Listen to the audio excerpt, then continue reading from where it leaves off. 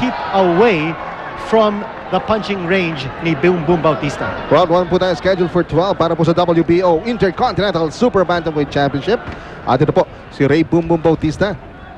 Makikita po muli natin matapos po yung this is his comeback fight against Antonio Meza.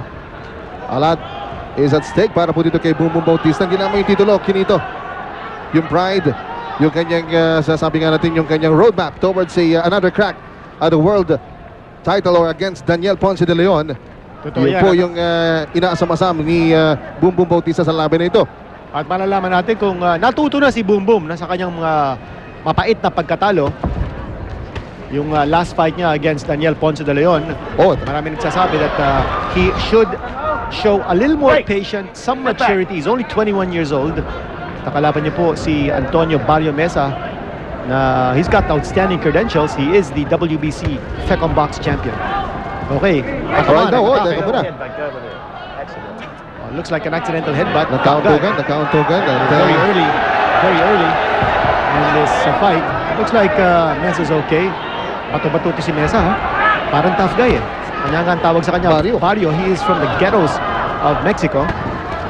Some body punching there by Boom Boom Bautista. And according to his manager, Kenito, doon sa Barrio kasi nila, sikat na sikat itong si Mesa.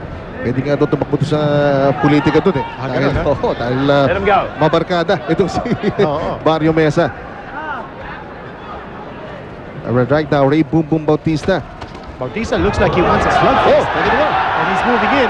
Pinumahan si Bautista ron. Pero ito, sabayan sila kagad dito, Kinito. Eh, dapat Hindi ba kinakabahan pag nakikipagsabayan ng maaga si Ray Boom Boom? I think it's important that Boom Boom survives his first round because last fight, he didn't survive the first round. So that, I'm sure, is in the back of his mind. He shouldn't rush things. Dapat patience. Ay pakita dito ni Boom Boom, a little bit of maturity. And use the jab. Again, tinamaan siya dito, no? Nice left counter coming from Mesa. Mesa is a southpaw. So dapat Bautista should familiarize himself with this kind of stance. Ito sa katawan, pareho. Ray Boom Boom Bautista.